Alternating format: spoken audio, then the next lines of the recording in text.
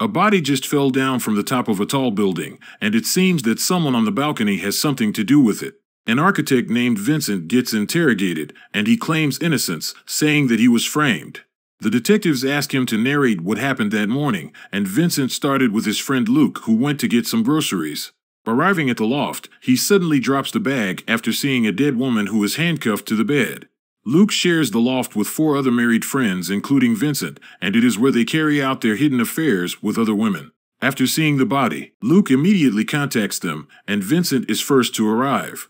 He claims that he does not know the woman, and Luke says that the door was locked when he came, which meant that the suspect has one of their keys. Moments later, the psychiatrist Dr. Chris arrives, and his immediate suspect is his half-brother Philip.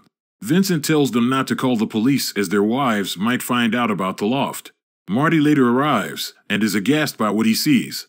Dr. Chris moves the body for everyone to see her face, but none of them recognizes her.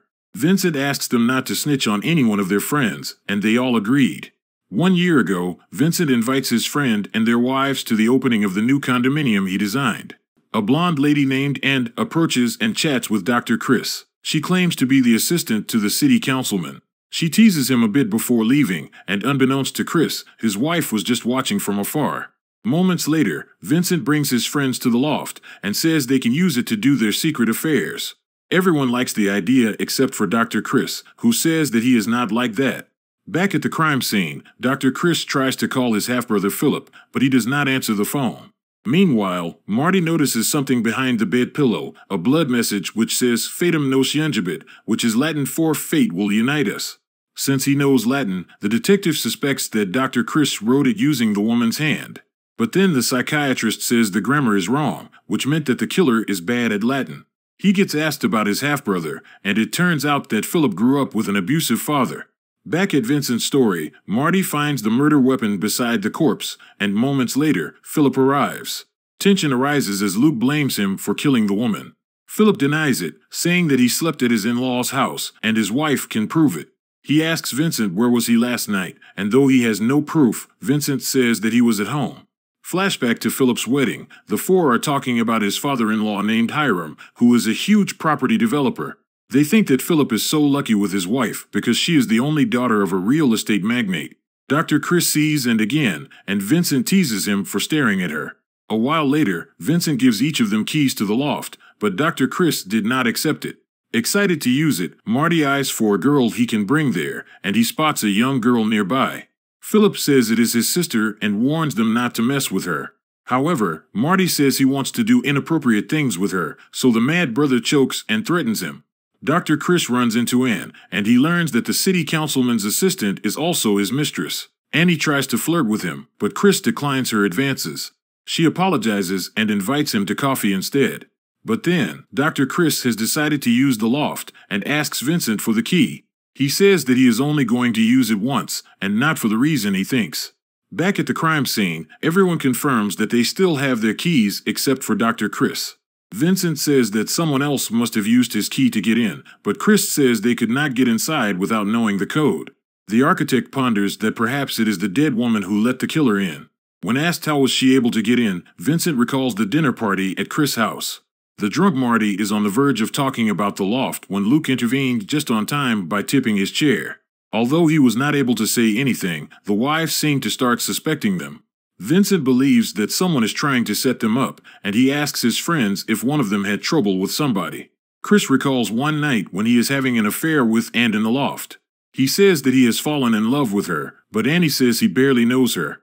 Chris says he will leave his wife for her, but then Annie confesses that she is actually a prostitute and leaves. Luke, Marty, and Chris also get interrogated by the police, but the 3 of them denies knowing the loft and claims that their friends are all faithful husbands. However, Marty's fidelity is in question because his wife just filed a divorce. He admits that he cheated on his wife, but not in the loft, but in a convention in San Diego. There, they see Philip's father-in-law, Hiram, with a side chick clinging on his shoulder. To buy their silence, Hiram pays for their drinks and offers Vincent a real estate project that he can work on in the future. Moments later, Vincent sees the city councilman together with his assistant and mistress Ann. She ignores the calls from Dr. Chris, whose wife is already suspecting him of having an affair. The boys meet Dana and her blonde friend named Sarah. Vincent is immediately drawn to Sarah and later invites the ladies to the pool. Eventually, Vincent and Sarah swim naked while Luke watches from the corner, observing as things between them heat up. Luke goes to ask Marty for his room key, but the big guy is also busy with Dana. Back at the crime scene, Vincent sees a bottle of wine and is about to throw it. Luke sees him and asks if he was in the loft last night. Before he can answer, the doorbell rings, and Chris immediately answers it. A buyer wants to see the loft because it is listed for sale, saying that he has an appointment with Sarah. That's when Vincent confesses that the woman on the bed is in fact Sarah. Luke and Marty claim they forgot about her because they were drunk that night in San Diego. Vincent admits that he brought Sarah into the loft last night, but he broke up with her, and he swears that she was still alive when he left. It also does not explain why the loft was listed for sale. Days ago, Chris confronts Ent for not answering his phone calls. He says that he still loves her despite knowing what she is. Annie thinks that Chris brought a lot of women on the loft, and to prove that she was the only one, the lover boy gives her his key. Vincent's revelation about Sarah enrages Philip as he attempts to stab him with the murder weapon. As the guys restrain him, Vincent explains that someone is trying to frame him. Marty wants to give up, but Vincent asks them not to abandon him. By this, Marty remembers the time he asked Vince for help. His wife left him after finding out about his affair in San Diego. Vincent promises to talk with Marty's wife to help reconcile the couple. Back at the scene, Chris gives Vincent a drink to calm him down. He suggests getting rid of Sarah's body, prompting Philip to criticize him for treating his ex-mistress as if she were nothing. Vincent retorted by reminding Philip of his violent outburst and mistreatment of a woman a few weeks prior. Chris and Vincent rush to the loft when they hear someone crying. They found the high-on substance Philip and a call girl whom he assaulted and handcuffed to the bed. Chris confronts his half-brother, saying that he is no better than his abusive father. Philip retorts, saying Chris does not know what he and his sister have gone through from their monster of a father. Chris says he would have done something if he only knew. He gives money to the call girl and pleads her not to call the police. Back at the scene, Luke confesses a secret, that he has installed a hidden camera in the loft.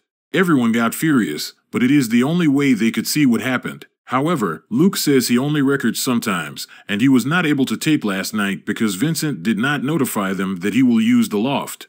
Vincent got worried about the recording of his other affairs, but Luke assures that he won't betray him. However, Luke implies that some people will be really hurt once they find out what he has been doing in the loft. By this, Vincent remembers the fundraiser event at the casino. He got frustrated because Hiram did not keep his promised project, so he threatens the realtor by mentioning San Diego in front of his wife. Meanwhile, Marty bumps into his estranged wife, and he asks for her to come back. However, his wife hinted that perhaps she got even with him by sleeping with one of his friends. Dr. Chris confronts the city councilman and asks him to stop seeing Annie. But then the councilman implies that someone paid Annie to hook up with Chris. The psychiatrist asks his lover about this, and Annie confirms that someone paid her the first time, but the rest of it was genuine. Chris asks who paid her, but she refuses to answer and leaves. Philip sees that some men are hitting on his sister, so he tries to take her away. One of the men insults him, so the hot-tempered brother beats him up. As the guards restrain him, his father-in-law tells Philip to leave and never show his face to him or his daughter. Vincent comforts the crying sister of Philip, and Sarah sees this. The young mistress asks him how many women has he brought to the loft. Vincent says she's the only one, but Sarah does not believe this. She attempts to tell the wives about the loft, but Luke intercepts her and says she will regret it.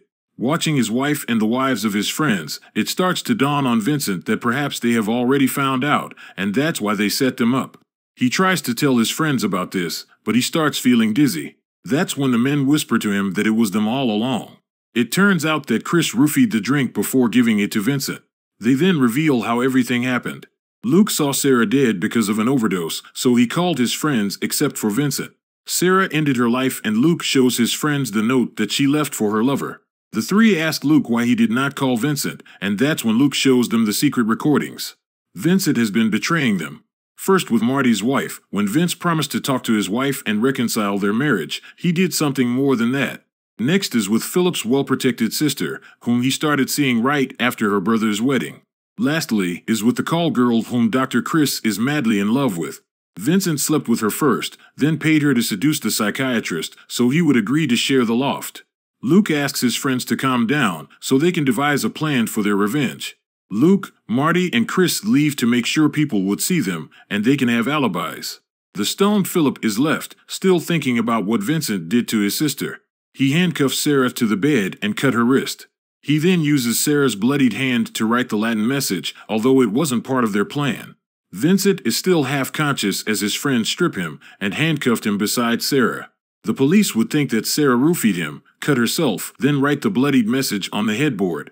Vincent keeps on repeating to the police that he was set up by his friends. However, the police only found Vincent and Sarah's fingerprints in the loft. The DVDs also only shows the recorded exploits of Vincent and none of his friends. They also have perfect alibis. Luke and Chris were seen having breakfast together, Marty was at his office, and Philip is with his father-in-law the whole day. It turns out that Hiram was blackmailed by his son-in-law with his San Diego side chick. The detective tells Chris that he is now free to leave. However, it still bothers her why Vincent would murder his mistress. Dr. Chris is confused because he thought that Sarah ended her life. However, the autopsy showed that the sleeping pills didn't kill the mistress, and the coroner is sure that she didn't cut her own wrist. They also didn't find a suicide note, and it puzzled Chris because he knows that there is one. He meets with Luke at the loft to ask him about the note, and Luke says he gave it to him. Chris says that when he called the agency to find out who listed the loft for sale, they give him a number, and that number belongs to Luke. Chris believes that Luke threw away the note because it could incriminate him, since it was not Sarah's handwriting, but his. The psychiatrist asks why he did it, and Luke finally admits that he was in love with Sarah. It pains him a lot watching her with Vincent, since the night at the pool and up to their regular session in the loft. He confessed to her that night at the casino, but Vincent's mistress rejected him. The night before her tragic death, Vincent broke up with Sarah and left her. Luke comes in to comfort her, but it turns out that the wine he gave her is roofied. He then injects a high dose of insulin to kill her without a trace. He makes it appear that she died of pill overdose, fabricated the note, then calls everyone so they could set Vincent up. Chris reveals that Sarah was still alive before Philip cut her, and it complicated Luke's plan. He says that he will clean everything up, but Chris says he already told the police everything. It enrages Luke, so he takes out a knife and orders his friend to jump off the building. Chris says he will jump with the note, and when Luke lunges for it, the psychiatrist manages to steal the knife. Now cornered, Luke asks his friend to tell his family how much he loves them before jumping off the balcony. 6 months later, Chris hangs out with Marty, who has now reconciled with his wife. He later leaves them, and at the parking lot, he runs into his old lover Annie. She wants to return to him the key, but Chris says it no longer works as Vincent now lives there alone after his divorce. Annie asks about Philip, and the half-brother says he's still awaiting trial. Chris learns that Annie ditched the city councilman and quitted her job. His former lover then invites him over coffee, and we all know how it went the last time. Did you like our movie recap? Please don't forget to like and subscribe to our channel. To be updated for new movie recaps, hit the notification bell.